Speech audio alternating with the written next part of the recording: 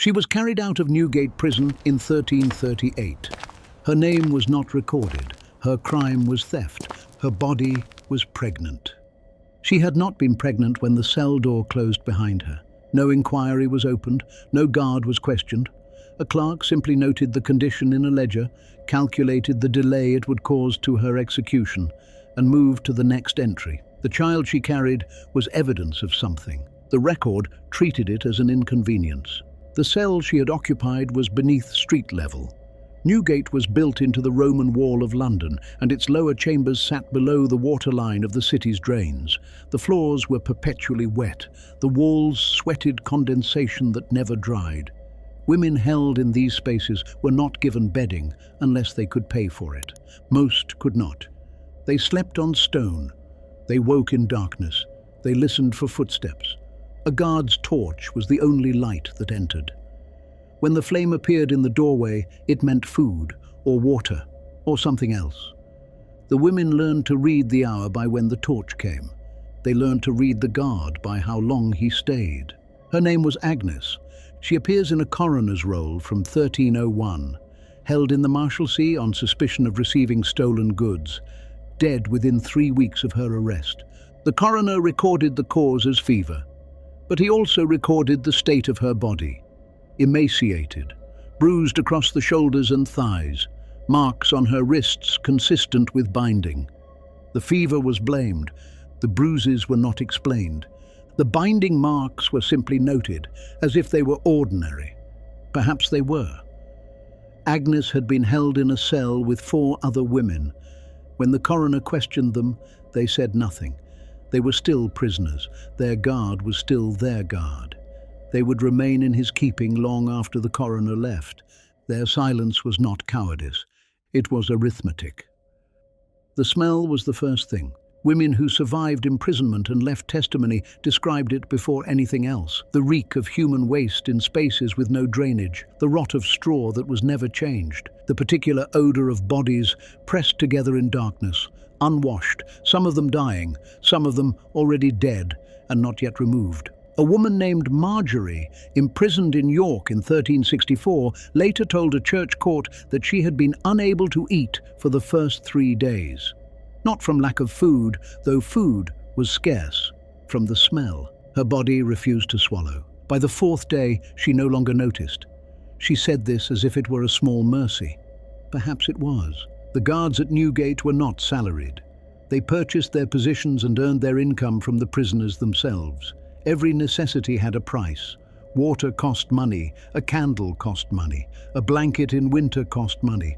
The privilege of not being chained to the wall cost money. For women who had no money, there was another currency. A petition to Parliament in 1330 stated it plainly. Women were being held in duress until they consented. The language was administrative, the meaning was not.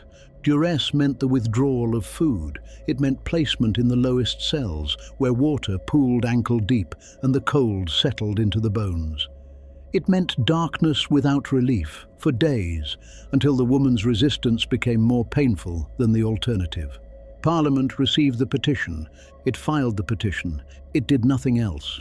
She was called Elena, a debtor, held in the Fleet in 1357. Her husband had fled his creditors and left her to answer for his accounts. Elena could not pay her husband's debts. She could not pay for food. She survived because other prisoners shared what little they had. But sharing was forbidden after dark, when the cells were locked, when each woman was alone with whatever guard held her key. A later legal document mentions Eleanor in passing, a property dispute years after her release. She is described as a woman of damaged reputation. The phrase was a legal term. It meant she could not testify in certain proceedings. It meant her word carried less weight than other witnesses. The document does not say how her reputation was damaged. It did not need to. Everyone who read it understood what happened to women in the Fleet. The knowledge was common. The saying of it was not. The cells designated for women were often the smallest. In some prisons, they were converted storage rooms. In others, they were spaces beneath staircases, accessible only by ladder. The Fleet kept women in a section called the Hole. below the main floor, where the Thames at high tide seeped through the foundation stones. A woman named Isabel, held in the hole in 1372, was found dead after 9 days. The coroner noted that her body showed signs of prolonged immersion. Her feet had begun to rot while she was still alive. The water had risen, she had been unable to escape it, and no one had come. The guard responsible for her section was questioned. He said he had not known the water was rising. He said he had not heard her calling. The hole was deep, and sound did not carry. He was not charged. He remained in his position. The next woman placed in that cell would be placed there by him. Touch was regulated by price. A woman who could pay might be held in an upper cell with other women, watched but not isolated. A woman who could not pay was placed alone. The difference was everything. In the upper cells, there were witnesses. In the lower cells, there was only the guard's word against the prisoners, and the prisoner was already accused of a crime. Her word was already suspect. Anything she said could be dismissed as the desperate lie of a thief, a debtor, a woman of low character. The system did not need to threaten silence. The system made silence the only rational choice. Her name was Beatrice. She appears in an ecclesiastical court record from 1389, not as a defendant, as a witness. She was testifying about conditions in Newgate, where she had been held for 4 months on suspicion of adultery. Beatrice described her cell: 6 feet by 8 feet, no window, a hole in the corner for waste, straw on the floor that was changed once in her entire imprisonment. She described the guard who brought her food, how he would stand in the doorway and watch her eat, how he commented on her body, how he told her that women in the lower cells received no food at all unless they earned it. She described the night he did not leave. The court recorded her testimony. It was investigating corruption among prison officials, and her account was useful as evidence of extortion. The other matter, the matter of the night he did not leave, was noted but not pursued. It was outside the scope of the inquiry. Beatrice's testimony helped convict the guard of financial crimes. He paid a fine. He lost his position. He was not charged with what he did to her. The record preserves her words. It does not preserve justice.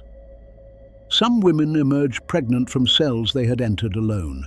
The pattern appears across multiple archives: London, York, Norwich, Winchester. Always the same administrative response. The pregnancy was noted, the execution was delayed, the child was born, the execution proceeded. No record shows a guard held responsible. No record shows an investigation opened. The children were absorbed into parish systems or church orphanages, their origins documented only as born in prison to a condemned woman. The fathers were never named. The clerks who kept these records knew better than to ask questions that would require uncomfortable answers. If the fates buried in these records unsettle you, know that we have only begun to look. There are archives unopened, names reduced to initials, entire prisons whose records were burned or lost or simply never kept. Subscribe to Hidden by Time so the next descent finds you. In 1381, mobs tore Newgate apart during the Peasants' Revolt. They freed the prisoners. They burned the records. And according to one chronicle, they dragged certain guards into the street and killed them there. The chronicle does not say why those particular guards were chosen. It does not need to. The prisoners knew, the women knew, and when the walls came down, they pointed.